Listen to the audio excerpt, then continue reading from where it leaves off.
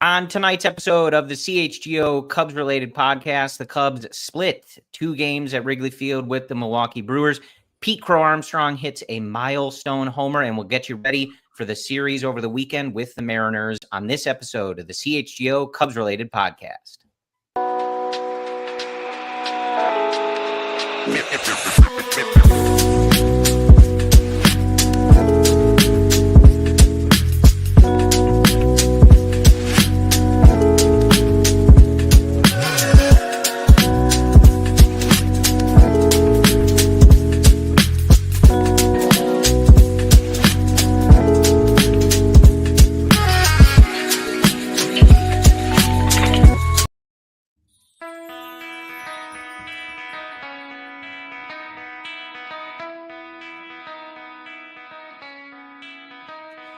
This is the CHGO Cubs Related Podcast. My name is Corey. I am joined, as always, by Brendan. We are coming to you on Thursday. It is June 19th. And Brendan, the Cubs split 2 with the Milwaukee Brewers. The game on Wednesday postponed due to rain, doubleheader coming in August. So the Cubs, a 5-3 winner on Tuesday and a 7-8 loser on Thursday. A split. How are you feeling about the first place Chicago Cubs, Brendan? First place Chicago Cubs. First place by a lot, too, Corey. The 2020 PCA led Chicago Cubs. So I'm feeling pretty good. Yeah, so the Brewers, obviously Brewers and Cubs, neutral these last few days. It looks like the Cardinals are going to split a doubleheader with the White Sox today. So it's going to be 2 teams that are 5.5 games behind you. But all things considered, here in mid-ish June, a 5.5 game lead sounds mighty nice to me, Brendan. So we will, of course, we are here on Thursday, technically post-game for the 8-7 or 7-8 loss. But we'll talk about the 2 games with the Brewers. We're going to talk about the series over the weekend with the Pirates, and we'll look ahead to the Mariners series. Plenty to talk about here, Brendan. But I think the place to start is, you had mentioned when we were kind of talking about how we wanted to go through things, just kind of like setting the table of where we are and where guys are. As far as individual topics later in the show, we are going to get into the 2020 man, Mr. Pete Crow-Armstrong. We are going to talk about Matt Shaw, some of the adjustments he's made, his overall performance. Take a look at the catching position. Obviously, it's been tough sledding for Carson Kelly. We'll talk about bullpen. And then I think in particular, not necessarily looking ahead to the deadline, but a couple of key movement dates that the Cubs are going to have. The deadline is one of them. And then soon you're probably going to get Porter Hodge back. You're probably going to get Shota Imanaga back. And there will be subsequent moves, kind of talking about what we expect there. But just generally, Brendan, kind of, again, setting the table, 45-29, first in the National League Central, one of the best records in all of baseball. 5.5 game lead on both the Brewers and the Cardinals. And just running it, I'm going to run through the lineup today, batting average, and on OPS, just to center our conversation. Before you do that, how good does it feel to say that record in mid-June? 45-29, exceeding our expectations. The numbers you're about to read, half the team is overproducing their projections. This is really, frankly, a 90th percentile outcome in mid-June. We're living one of the most, in my fandom's lives, one of the more surprising seasons. They were projected as an 84-win team by more than one system other than Pacoda. It's remarkable we're talking about this team like this. Absolutely. And before I go any further, I sometimes as a host, I mess things up. I do need to mention that this podcast is driven by Toyota, Let's Go Places, and Bet365. Whatever the moment, it is never ordinary. Use code CHGO365 at sign up. Little inside baseball production slip for you. But there you go. I'm good on my word. it feels great, Brendan. And, being at the game, I was at the game this afternoon at beautiful historic Wrigley Field. First of all, what an environment, right? Oh. Like, we talk about it, I try to avoid the like Cubs fans are the best, we're special. But like, even down 8-3, that entire ballpark feels like they were going to come back, and is every 2 strike count, every full count up, like, let's go, we're getting up again. It's a really awesome environment. Well, you can sense it too from the broadcast. It just seems so noticeably different. The crowd reaction on instances where, Wrigley's always in tune, but you can tell this year the stakes are a little bit higher. Milwaukee's in town. You can tell, you can feel it. I really thought they were going to win the game after that guy climbed the net. I don't know how much they showed of that on the marquee broadcast, but the crowd was going nuts for that guy climbing the net to get the bat. No, they showed it. They showed and it. then when they tried to kick him out, and I mean, when he came back, there was a standing ovation for that guy. It's good vibes. It's great. It was a really fun environment, but it's been a very special start to the year. And I know, a game like today is frustrating. They fall short in the comeback. You really wanted it. They had their chances. But all in all, this team has played really good baseball, and they find themselves in a really good spot as far as the division and just their playoff chances and things like that. And you and I have talked about it before, but like year to year, those things are all kind of random variables. Like if you were an NL West team right now, you wouldn't feel as comfortable. But right now, like the division they're in, the way they've played, they find themselves in a relatively comfortable, not safe, but, okay spot for right now. So let's go through the lineup, and then we're going to talk about PCA, but sometimes just a good, like, check-in with this stuff. Let's just check in on how they're doing, and it sort of centers the conversation. So your leadoff man, Ian Happ, 246, 730. Kyle Tucker, 279, 898, so almost 900 for your man Kyle Tucker. Seiya Suzuki, 256, 839. Pete Crow-Armstrong, 270, 867. Dansby Swanson, 244, 729. 729 OPS, Brendan, which is crazy because I've been told by a lot of people that he cannot hit. So they were 2.0. Yeah. Another homer on Thursday afternoon. Michael Busch, 262, 852 OPS. Carson Kelly, 852. Wow. Yeah. Carson Kelly, 238, 805 on OPS. Nico Horner, 288, 688 OPS. And Matt Shaw, 225, 624. Your OPS. guy. So just some, numbers keep in mind as we get into the weeds of this conversation. It's always nice just to have a little context on what these guys have done on the whole.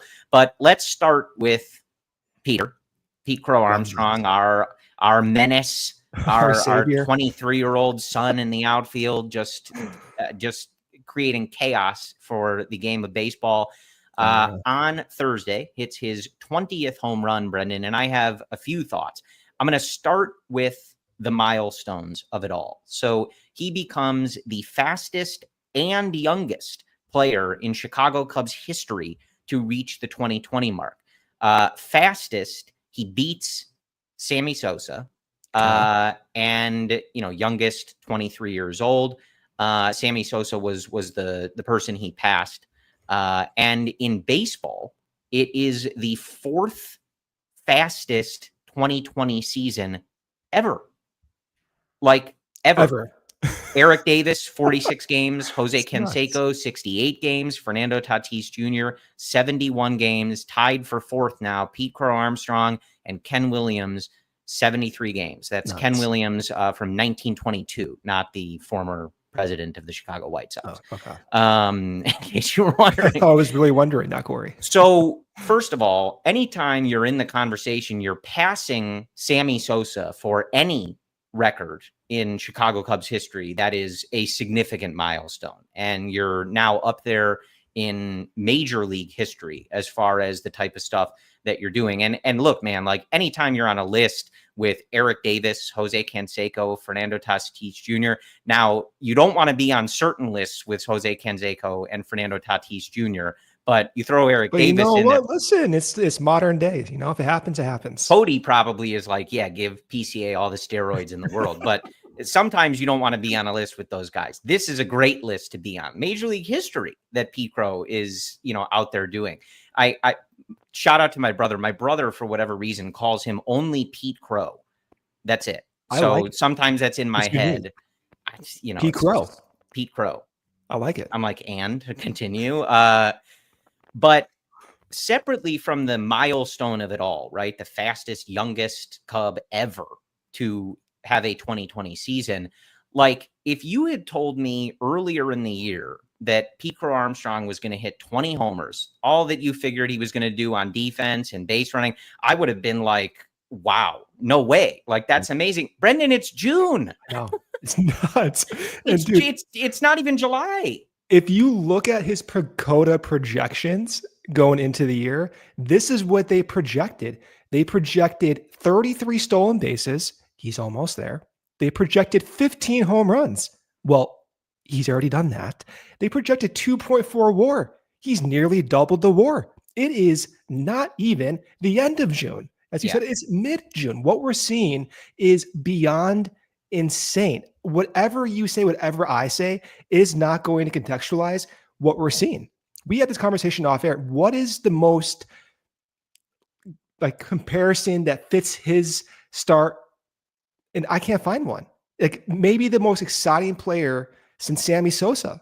I mean, not Javi was exciting. KB 2016 was an MVP caliber year, but the age, the fashion in which he's doing this, the projections, the hype, the status that goes with it. This is the most exciting start for a Cubs hitter I can remember since like Sammy Sosa, and it is not crazy to even say that.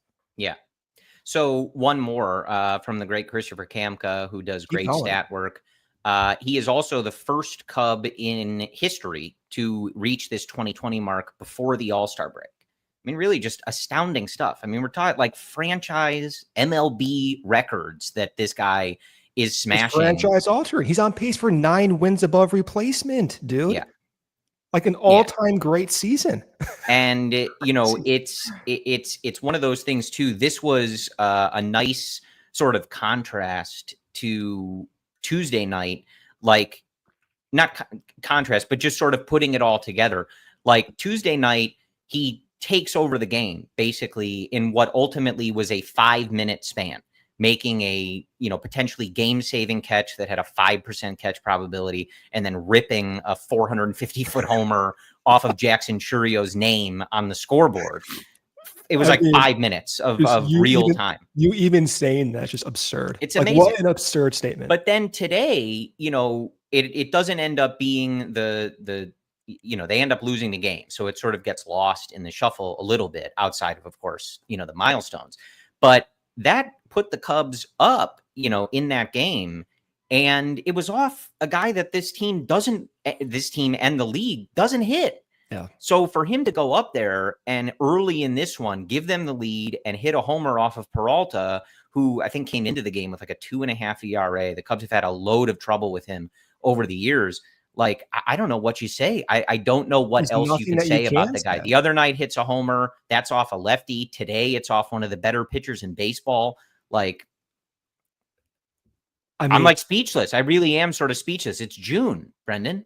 It's June. He's doubling his projections. It's exceeding every single person's expectations twofold.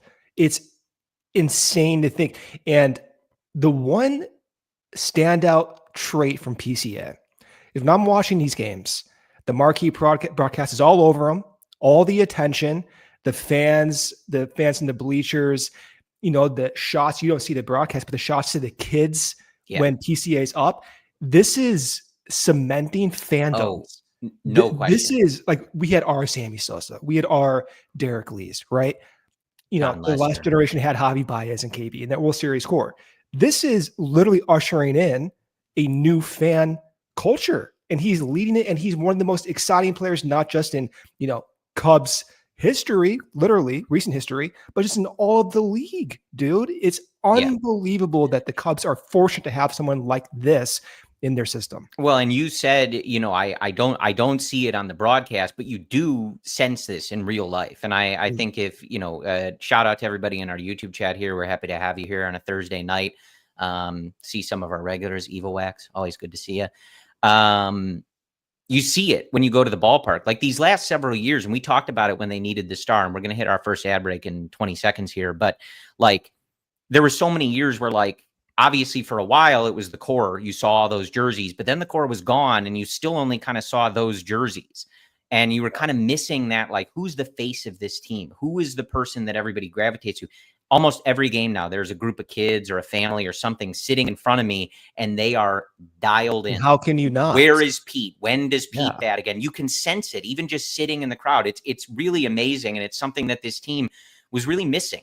And for a guy to be doing this at 23 years old and kind of captivating the city and hopefully the league, it's what we've been missing on this team and what we needed. So we could talk about Pete the whole episode. We might, but we'll come back, probably talk about something else, but maybe we'll just keep gushing on Pete. But we're going to hit our first ad break here, and then we'll be back to talk more about your first place Chicago Cubs.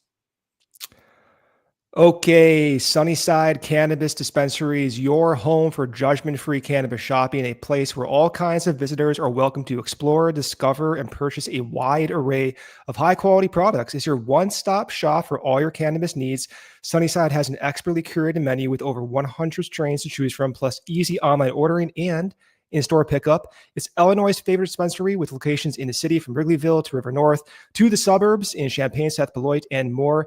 And if you're just starting now, Sunnyside has expert guidance and brands we know you'll love, like Good News and Mindy's. And we'll know you love Cresco and Florical's incredible quality and consistent products. Visit Sunnyside.shop for Bright Buys every day, including 50% off your first 3 online purchases. Enter promo code HICHGO at checkout to qualify. Exclusions do apply. Sunnyside Cannabis Dispensary, Bright Buys every day, only for 21 and over or medical card holders. And for existing users, use promo code CHGO for 50% off one Cresco Labs brand item. The CHGO 50 for one Cresco Labs brand item. Ray Chevrolet in Fox Lake is kicking off summer with big savings all month long. Come in today to shop the summer sales event and drive home with $10,000 off MSRP on new Chevy models. Check out their selection of over 125 vehicles priced under $20,000 with one of Chicagoland's largest Chevy inventories. You're sure to find the perfect vehicle for you. Plus, Ray's price promise lets you shop confidently because the price you see is the price you pay. Go see for yourself. Visit our partners at their convenient location right now on Route 12 in Fox Lake. And don't miss out on their summer sales event going on all month long. For $10,000 off MSRP on new Chevy models, shop Ray Chevrolet in Fox Lake or at raychevrolet.com. They've been serving the community since 1963. Together, let's drive. All right, Brendan, back with you. Do we have more on Pete? I don't know. What can we say? I'm a little distracted by my incredible performance over there, but you know what? It's okay. We'll keep going.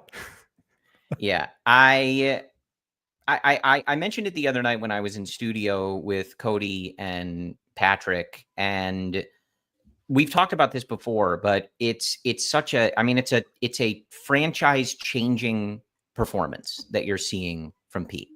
And even coming into the year, we asked these questions like, well, what if Matt Shaw breaks out and takes over third base? What if Michael Busch continues what he's doing? All these questions. And one of them was like, what if Pete continues what he was doing in the second half last year and just sort of evolves into this super form of the prospect that we all dreamed on?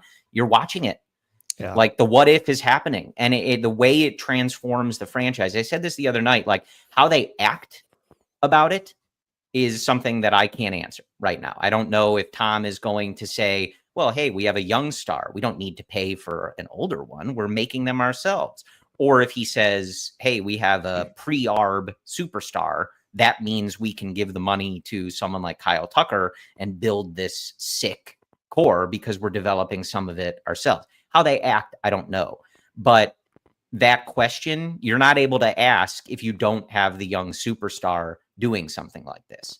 And it should make them more willing to build the team around Pete because he is a pre-arb guy.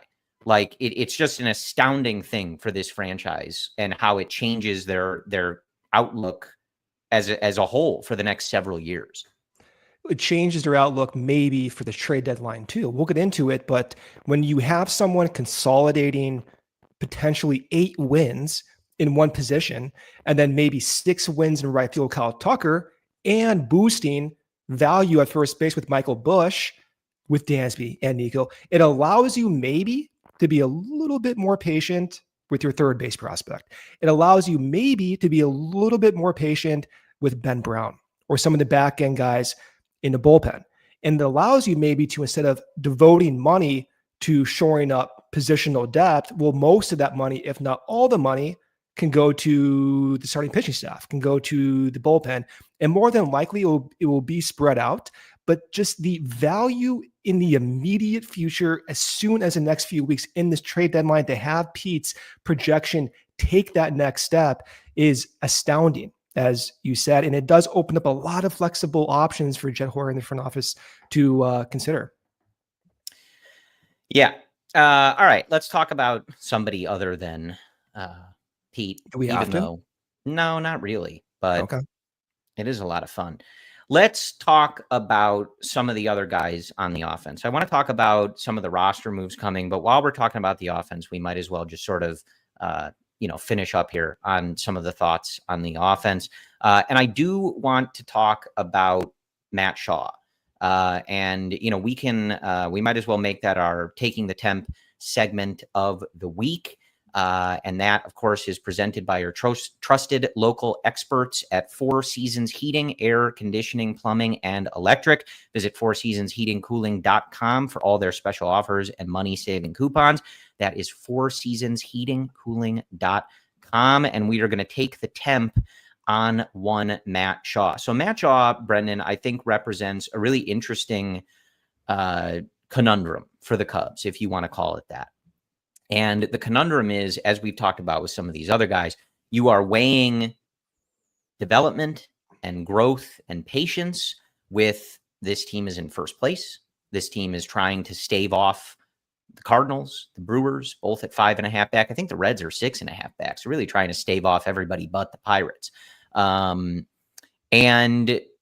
it becomes somewhat of a difficult balance. So the thing for Matt Shaw is overall numbers on the season. This includes both stints at the MLB levels: 225 average, 299 on base, 624 OPS. But when you look in some of the smaller samples, last 15 games, a 185 batting average with a 214 on base and a 296 slug. Last 7 games, which of course is only 24 at bats, but just, looking at some of the smaller samples, 0.083 batting average, 154 on base, 125 slug. And just from, the eye test, anecdotally from watching all of these games, had a nice opposite field, drive earlier this week, that looked good, more of what we saw when he's been at his most successful, but an awful lot of weak contact, Brendan. And the conundrum here, I think it's two separate conversations, right? Maybe the belief in him as a prospect long-term and what the 2025 team needs now. And I agree with our friend Evil Wax. Like, I think long-term, he'll be fine. His defense has been great. You and I have talked about that. I think we talked about that last week. But it's been tough sledding at the plate. And when the catching position has come back to earth, it's, do you need more offense at third base, or are you continuing to be patient with Matt Shaw here is my question for you. Just to preface, I see a lot of outs above average references to Matt Shaw because right now it's in the negatives and it's in the 30th percentile of overall value. I will point out that stat, while informative, takes a long time to really even out. Dansby Swanson 2 weeks ago, his outs above average was in the 35th percentile. Today it's in the 80th. So it can change in a matter of just 2 weeks. So I wouldn't put so much emphasis on that in the short term unless you see extreme changes. I'm talking first percentile or 100th percentile. When you're in between the 20th and 70th, it's like, flip a coin at that point. The eye test for Matt Shaw's defense is spectacular. I clipped literally 30 plays. I kid you not, exactly 30 plays of his best defensive outs. It's exceeding everyone's expectations. Agree. Now, the offense. It is going to be interesting how they weigh this because right now, The offense is below league average, and that's also passing the eye test. He does not look good at the plate. The Cubs have 25 million underneath that first tier of the luxury tax. Now, we believe they're going to go over the tax, as any World Series contender should go over the tax, but it does set the baseline of what they could be dealing with in the next 3 to 4 weeks. Do they want to spend money on shoring up third base, or do they want to go out and get not just one starting pitcher, but 2 starting pitchers and multiple relievers? We don't know. So 30 seconds. I want to show a graph here for Matt Shaw. There's good and there's bad. Okay. So over the last few weeks, there's been 2 adjustments that have caught my eye. Number one, you see it in the batting stance. He's more upright. He looks more relaxed, more comfortable. That's some people have been describing him. But you're also seeing that reflected in the data. So his swing angle is more conducive to fly balls lately. He's swinging at a steeper angle. This is a new metric from Baseball Savant. It's actually very informative. It actually shows why PCA is so good, because his swing angle is so steep for someone his size.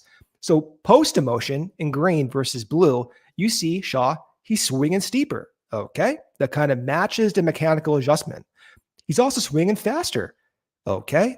It also matches some of the eye tests. He seems more comfortable, more convicted. But despite those 2 traits, where he's swinging at a steeper angle and swinging faster, the exit velo as an average, it's the same. Now, there's a little bit more, blips where he's going the opposite field, slightly more showing, slightly more pop. But overall, you're not seeing the bulk changes translate yet. So the question that the front office is weighing, and what you're bringing up, Corey, is how long do you want to wait for Shaw to get to that point? And also, do you want to risk that it may not happen this year or in a timeline that makes you comfortable as a World Series contender? Now, for me, it's a wait and see game. This is one of those instances where 2 weeks from now, it's a different conversation, because you are seeing some of the underlying data show that he has made changes. It just is not translated to success yet, and it's unclear if it will. But it's one of those situations, Corey, where I don't think we have the answer yet, nor does the front office. But if it does continue at this pace, it does open the question of how much money you want to spread out to the entire roster versus shoring it up in the division. Yeah, and I think part of the reason I even bring this up again, long term, I'm a buyer on Matt Shaw, and I agree with some of the sentiments in the chat that these things take time. Plenty of Cubs prospects, we've gone through this. PCA is one of them. Javi Baez was one of them. It doesn't happen right away for all of these guys. Not everybody is Chris Bryant, that they just show up and they're winning Rookie of the Year and MVP and kind of rolling through that as everybody sort of predicted. But part of the reason I bring that up is if this team was looking toward the deadline, and you're asking the question, do they need another bat? There's only so many places to put said bat, right? Dansby's your shortstop, Nico's your second baseman, Michael Busch is your first baseman. Maybe you find another platoon man, and I have a comment on that as well. But those 4 other spots belong to Ian Happ, Pete Crow-Armstrong, Kyle Tucker, and Seiya Suzuki. So there's only so many places where if you wanted another bat that it would even fit. And third base is one of them that they looked at in the offseason. And maybe it would be a position that they decide to even just inject someone to mix and match with Matt Shaw. Again, separate discussion from where I believe Matt Shaw will be long-term. The second thought on that is it's a real bummer the way that the Justin Turner thing has played out, because by all accounts, he is an extreme clubhouse guy. And it has been, I don't want to say a key to PCA's success, but they've written that, there's been a lot written about how he's really a resource for these young guys, and someone like PCA, especially, kind of break down pitchers, break down his, routine and, his stance and all these other things, which is great. And you want that type of stuff in the clubhouse, but they really needed that right-handed hitter that could hit lefties, and potentially that 5 spot in the order. and they just don't have it. And like, it doesn't look like it's necessarily like turning a corner anytime soon for Justin Turner. He had a good second half last year, like got hot, but how You're just long the not Cubs are seeing going to it. hold out on that, it's a little difficult to see. So that's primarily one of the issues that they're going to face here, and it does square with Matt Shaw. So we can continue this conversation when we get back from our second ad break, but want to hop to our second ad break here, and then we'll keep talking Matt Shaw. Do they need another bat, et cetera? And I want to look at the catching situation as well. Okay, just like your favorite team needs a home field advantage, your home needs a home floor advantage. And Empire Today can help you get it. Empire Today has flooring experts, dedicated flooring professionals who focus on flooring every single day. We've all been to those big box stores. You wander endless aisles, and somehow you're hauling all these materials home, looking for an installer and coordinating everything just by yourself. These big box stores might have a flooring department, but the person helping you with flooring may have been doing sinks yesterday or could be stocking shelves the other day. Empire Today lives and breathes only flooring, and they will be with you every step of the way. It is a whole different ballgame. Get precise measurements taken and have all your questions answered so there's no surprise. To schedule a free in-home estimate today, because some things are just better at home. CHGO listeners can get a $350 discount when using promo code CHGO. Yes, you heard that right. A $350 discount with code CHGO. Restrictions do apply. Visit empiretoday.com/CHGO for full details. Cub fans, if you're thinking about upgrading your drive this season, Toyota's 2025 lineup is definitely worth a look. There's the RAV4. It's versatile, reliable, and always ready for a little adventure. There's the Grand Highlander, plenty of room, super comfortable, great for families or long road trips. And if you're looking for efficiency, the Corolla's got you covered. Smart, stylish, easy on gas. If you need something tougher, the Tacoma brings serious durability. And finally, the Camry, sleek and packed with performance. So visit your local dealer and find yours today. You can check out the full lineup at toyota.com or stop by your local Chicagoland Toyota dealership. Toyota, let's go places. And become a CHGO diehard and upgrade your fandom today. Get access to our exclusive written content, a free t-shirt, plenty of discounts and future merch and events. Go to allchgo.com for the latest info. We cannot wait to connect with you on an ever greater level. All right. Looks like it's just me. Corey's connection, he's back, folks. I can hear you. Can you hear me? I can hear you now. I just lose your audio sometimes. It's That's really fine. weird. Well, you sound All fine. All right. Sorry about that, everybody. I mean, you missed my spectacular 2-minute advertisement. You're a pro. I already knew that. All right. So continuing on the Matt Shaw situation. Well, not situation. That makes it sound much more dire. But yeah, just getting back to my last thought, like the Turner thing is a real bummer. It's just a role that they really need. And look, like you want Michael Busch, PCA, to continue developing against left-handed pitching, and they're both different in that regard. But they brought they brought Turner in specifically like for that role, to spell Michael Busch and give them a solid like 110 WRC plus kind of thing. Against lefties in particular, and they're just not getting that.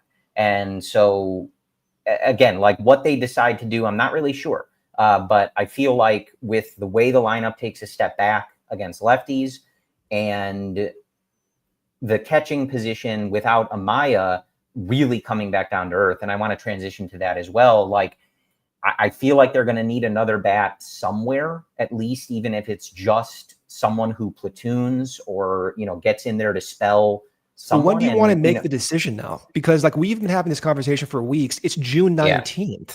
So we're still. Are you talking about Turner in particular or just in general? I mean, because I don't like to me, I feel like I'm different than other Cub fans right now. It's still too early for me to be discussing these conversations of like, sure. All right, do you go and make a trade now? Do you DFA Turner now? Question. Yeah. Yeah. So I don't like, in a way, what we're talking about is almost potentially moot in 3 weeks. It relies specifically on how Matt Shaw looks in 3 weeks. It relies on whether or not Justin Turner is going to get out of this. Yeah. But the question I want to pose is, well, are you willing to wait even now 3 weeks?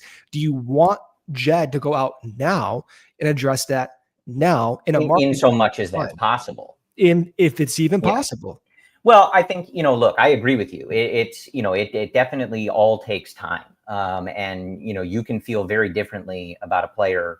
If Justin Turner had a solid week where he was really driving the ball and like looking like somewhat of the version that we saw even just last year, you'd be a little more comfortable in that. And like, maybe you're like, oh, okay. Like he just needed to like get it under him. Right. Like, I'm not sure, but I think the reason it's not so much that it's like a pressing issue right now, but it's just kind of looking ahead to what the conversations are going to be or things to kind of keep an eye on.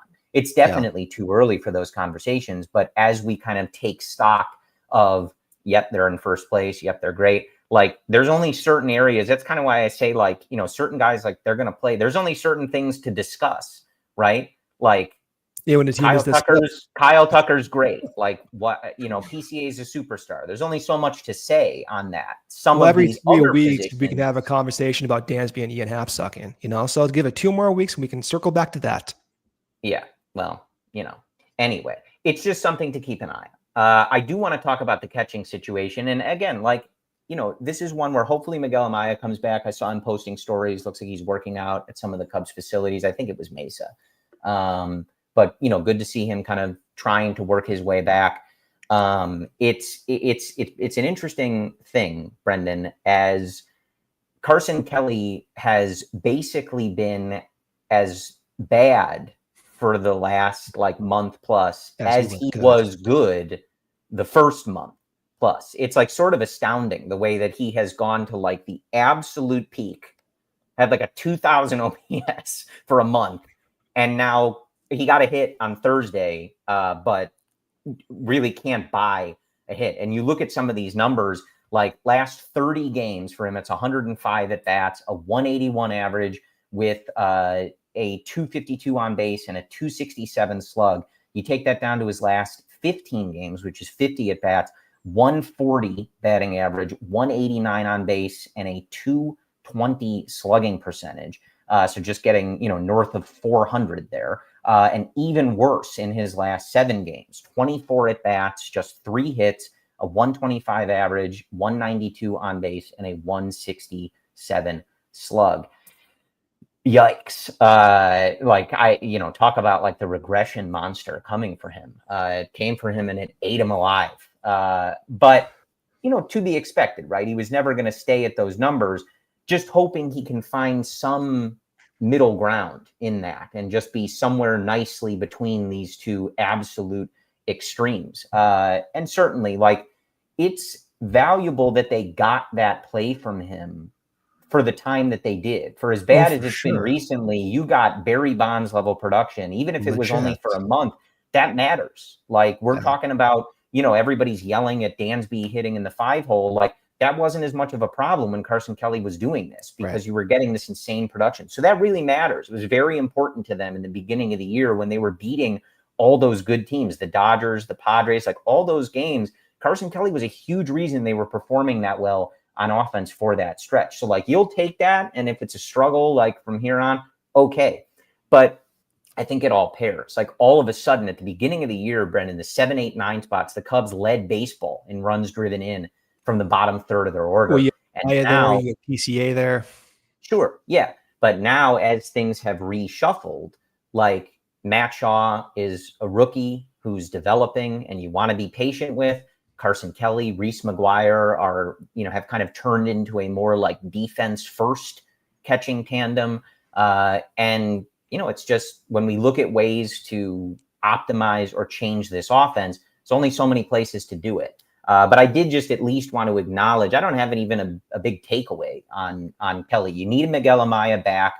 I always thought, even in the beginning of the year, that Miguel Amaya's development was the bigger story there. It was obvious Carson Kelly wasn't going to keep that up, as fun as that was. But Miguel Amaya looking really good on offense in a more realistic output sense, that was the bigger story. And it's very unfortunate that he got hurt.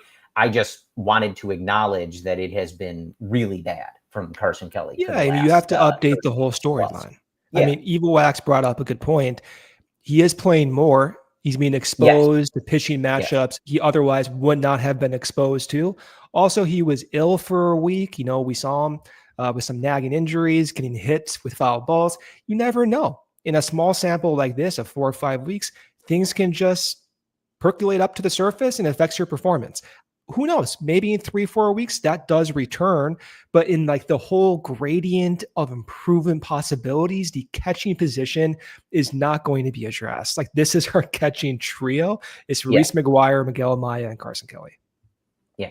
So it's okay. Again, like this is just, I do find myself feeling like, and again, like you said, a lot can change. Maybe they call guys up and give them some opportunities, etc.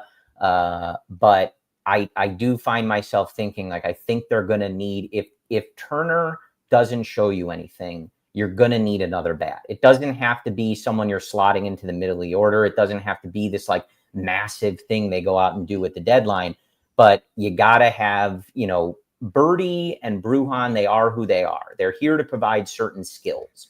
And one of them will likely be gone in 3 months. They're somewhat redundant. Yeah. Somewhat. But it's nice to have the speed. And like, Birdie, he gets a start like once a month at this point. Like good luck to him. I mean, I saw him in the lineup the other day and, people were frustrated at the, I think he went 0 for 4 or whatever it was. And it's like, dude, good luck to him. Like he barely plays. They throw him in there like, good luck, dude. Yeah. But, he's played solid enough defense. Him and Bruhan both have the speed if they want to use it. You saw both of them come in as pinch runners in the game on Thursday. And that's this, those are skills that you need.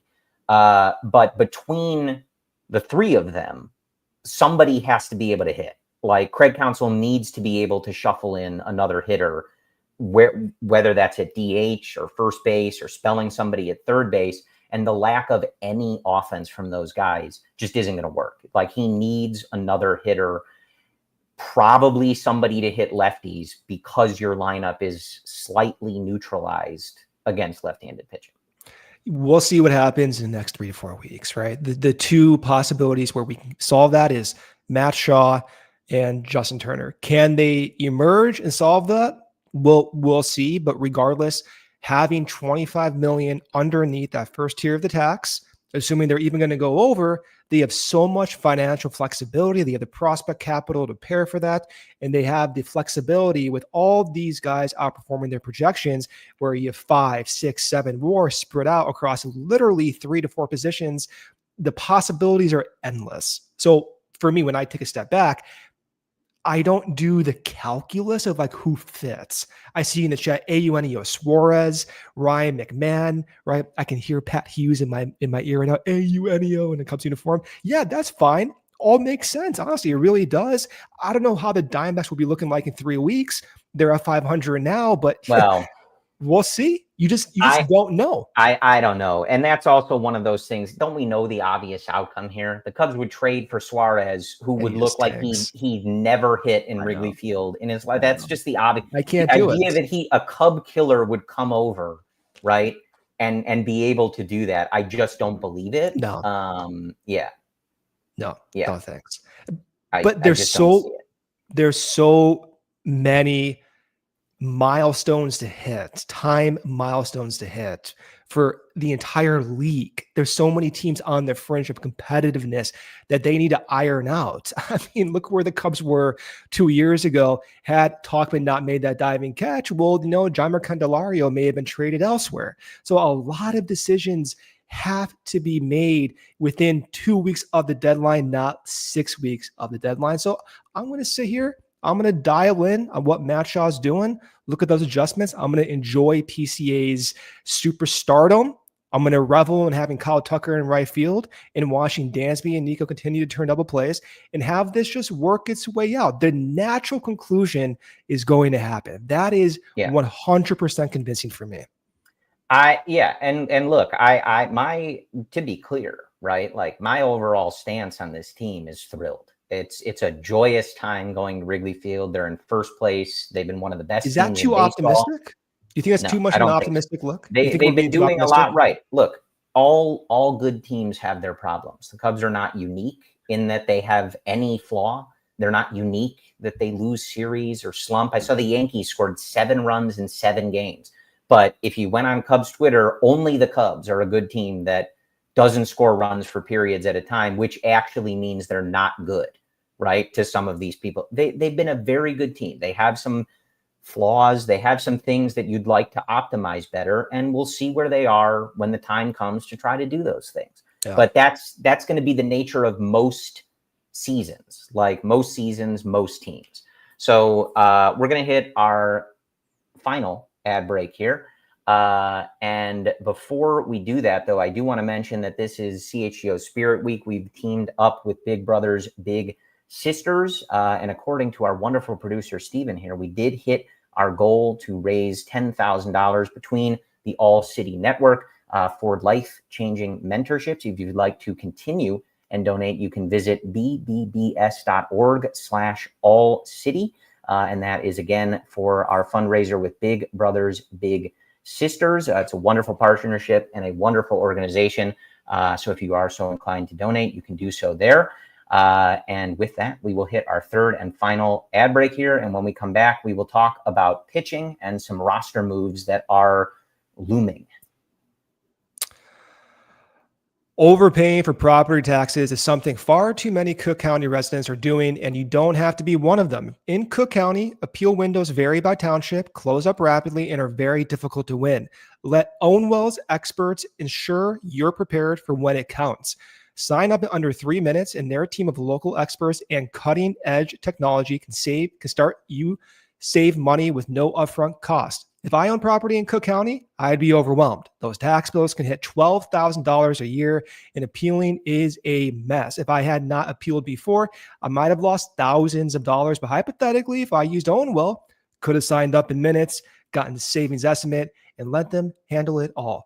Less stress, fair taxes, maybe even money left to splurge on a kitchen upgrade. In Cook County, Ownwell has a 25% contingent fee, meaning you only pay if your property taxes are reduced. Save money on your Cook County property taxes with Ownwell. Sign up in less than 3 minutes and start your appeals today at ownwell.com. That's OWNWELL.com. A non-negotiable before a first date, say first interview, deodorant, especially with summer right around the corner. One thing that boosts confidence fast is Mando whole body deodorant. It's safe to use anywhere. Yes, anywhere. Pits, cracks, thigh folds, belly buttons, you name it, you can use it. They have bourbon leather, which is a favorite scent of many. I love the scent. It's clean, subtle, it's fresh. Mando stands out because it was created by a doctor who knew body odor was being misdiagnosed, and it works. It's clinically proven to control odor better than soap alone. You can get Mando Starter Pack, which is perfect for new customers. It comes with a solid stick deodorant, cream tube deodorant, 2 free products of your choice, and free shipping. As a special offer, new customers get $5 off the starter pack with our exclusive code, CHGO. Use code CHGO at mando.com, SHOPMANDO.com. And please support our show and tell them we sent you. Smell fresher, stay drier, and boost your confidence from head to toe with Mando. He's a pro, folks. And as I was mentioning, our fundraiser with Big Brothers Big Sisters, do want to shout out our guy, Patrick Norton, made a nice $50 donation. We appreciate you, Patrick. It was fun being in studio with Patrick the other night. It's my first time in the studio in a while. Yeah. Normally I'm here. Normally I'm here doing the show. Is that why they're winning, because you've just been out? No, I don't know. You back in. I don't. Well, they won when I was there the other night. Oh, they didn't win when I'm here talking to you today. So don't scream at me. It's not my fault. Watch it. Okay. All right. So I want to talk pitching, and I think, sometimes we dive deep on these guys. I think for these last couple starts, I don't know that I have like a ton to really deep dive on. I will say, Jameson Taillon had been on a really nice run, of his last 8 starts or so. I think he had an ERA that was somewhere around 2. Tons of quality starts. Didn't have it today. It was a little bit like batting practice for the Brewers there. And frustrating because, the Cubs had a really nice effort against Peralta. They got him out of there in 5 innings. Yeah. Closer game, maybe they push him to the 6th, but they had him up in the 80s, 90s pitches by the 5th inning there. So it was really nice work. 3 runs, 5 innings. That was a nice effort. But the pitching really put them in a hole between Taillon and then Genesis Cabrera, who sort of should have been out of it if PCA and Tucker had figured out how to catch that ball. But that's a tough one, kind of placed perfectly right between them.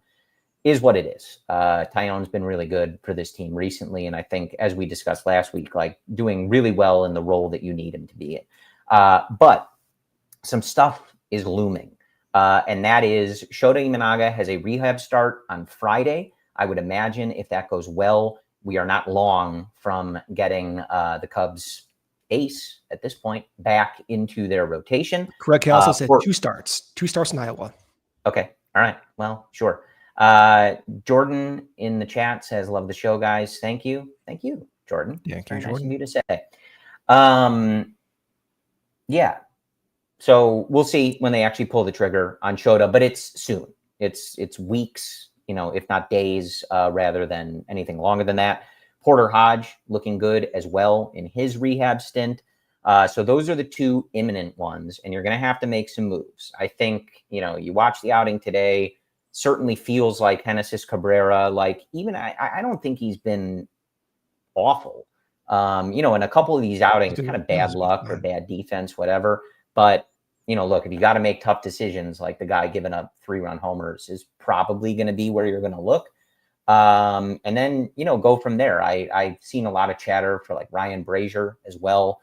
Velocity, not where it's been, where he's had his most success. And I think you look at some of those peripherals that are not particularly exciting, even if he has, I think, an ERA in the 2s, the K rate, the walk rate, and the velo, maybe something that they decide is not, at its most optimal level when they make these moves.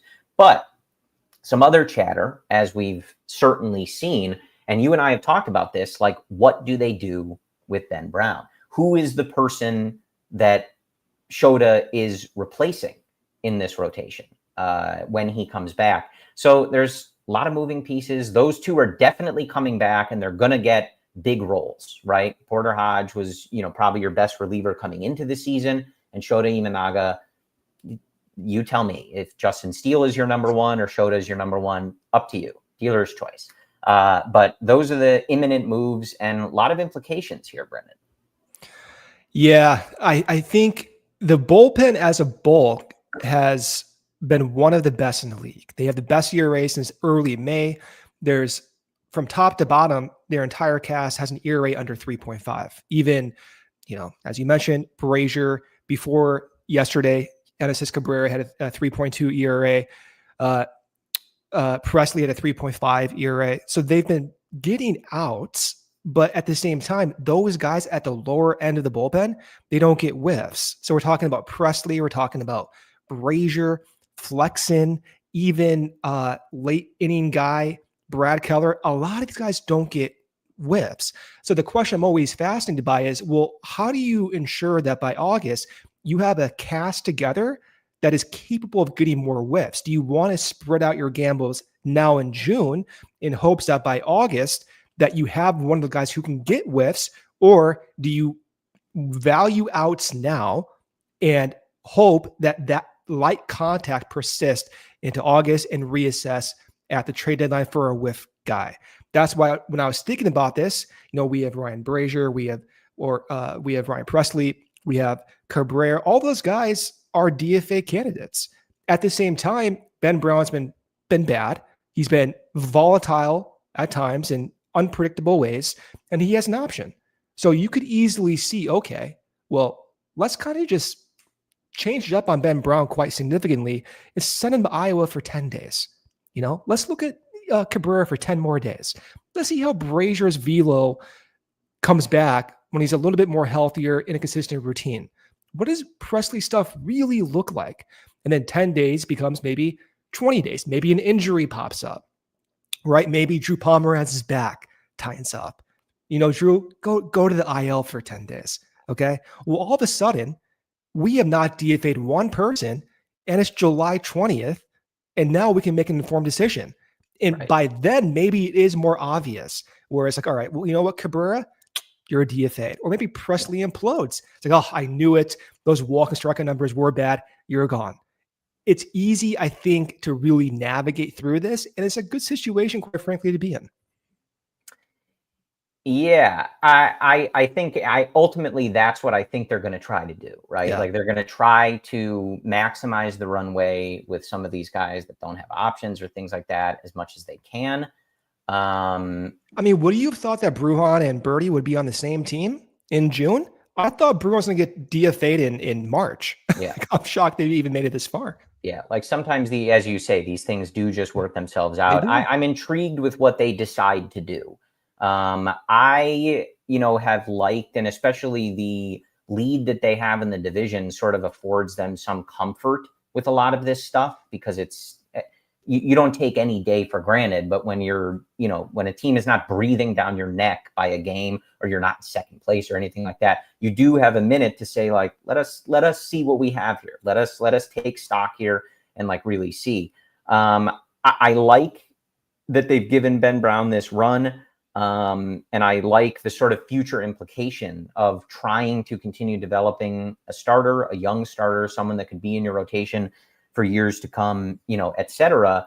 I am curious if they decide to let him continue working, on that changeup or whatever they want him to work on at AAA when Shota comes back. And there's a lot of ways to look at this. I'm not even sure if it's a matter of working it out. Like, of course, you want to weigh development for these guys, but he's just not producing. So when you have Shota come back or Hodge comes back, like, there's an argument to be made that Brown is the least productive pitcher on the staff at the current moment, regardless of development. Look, and it just sort of depends on how they're weighing a lot of these things. So just for what it's worth, against Seattle coming up here on Friday through Sunday, it's going to be Matthew Boyd, then Cade Horton, and then Colin Ray. And look, like, when Shota comes back, Shota's going to pitch every fifth day. Jamison Tyon's going to pitch every fifth day. Cade Horton is going to continue to pitch every fifth day. And Matthew Boyd is going to pitch every fifth day. Maybe at certain points they spread stuff out to keep some guys fresh. We've talked about this. These are things that are going to have to confront, but they may also just be seeing, like, press forward. And if Cade Horton's showing fatigue, we'll deal with it then. But, like, he's never done this before. Maybe he's just going to ride through it. So it really only leaves Ben Brown and Colin Ray, and you're kind of deciding between which of those guys. And I can see them in the short term, like, deferring to Colin Ray and just letting him continue to ride this. They're probably going to make a deadline acquisition for a higher end starter, and you let Ben Brown continue to develop without the pressure. And, look, like, at some point, right, you just need more consistency out of these guys. And that's where Brown has struggled, which, as we talked about last week, like, that's all right. He's 25. He's getting this opportunity, like, truly every fifth day. You're in this rotation. This is your role for the first time in his big league career. Like, there's going to be adjustments and things like that, but it's similar to the other conversations we have. Like, at some point, you have to weigh, like, development, winning now, and what just sort of is the optimal way for this team to press forward, trying to maintain their lead in this division. And do you have a preference? Oh man, I don't know, dude. I mean, mine, I think just the change environment would be good for Brown. I do think you send him down 10 days, at minimum 10 days. See if that changes the thinking process, the routine, and then reevaluate. I do think that's the best path forward right now. Perhaps, yeah. And we'll see if that's ultimately the way that they decide. And then as far as, the moves, I think your candidates are pretty clear. I think, to me, the top two right now are going to be Genesis Cabrera and Brazier. I know you're dead set on Ryan Presley, but I'm not dead set on Presley. I know. I understand, and I agree with you about the peripherals, but they're not going to move on from a guy that hasn't given up a run in a month and a half. Like, that's just not going to happen, especially a veteran they traded for, who they like in the clubhouse, etc. But that's, either way, the one thing that, aside from the moves that come with this, the real important thing is you're getting your best pitcher back. And you're getting the guy who was coming into the season to be your best reliever. Obviously, it was up and down for Porter to start this year. But, like, now with the success you've seen from Brad Keller, the success you've seen from Daniel Palencia, the elite duo of Chris Flexen and Drew Pomeranz, now you throw Porter Hodge in there, just more potential high leverage options for Craig, kind of play around with this stuff. And that can be huge for this team. And with Porter Hodge, to last point, the dual injury he had, the hip impingement and the oblique, Porter Hodge is one of the most important relievers on this team. Those two injuries, though, are unpredictable. There may be some growing pains. There may be some mechanical things that are not capable of being ironed out due to the injury. That may work itself out. He may need to spend more time in Iowa too. So I do believe these will be naturally worked out in one way or another. There's not going to be these rash DFAs that leaves them hanging out for more pitchers. Yeah. All right. I think that's all we have for you guys this week. We're going to get out of here. As always, we appreciate your support. We'll keep an eye on Shota's start on Friday. I will be in studio again on Sunday with our guy Cody Del Mendo to recap the Mariners series. And then Brendan and I will be back with you next Thursday. We appreciate your support. And as always, go Cubs. We all silly like the mayor.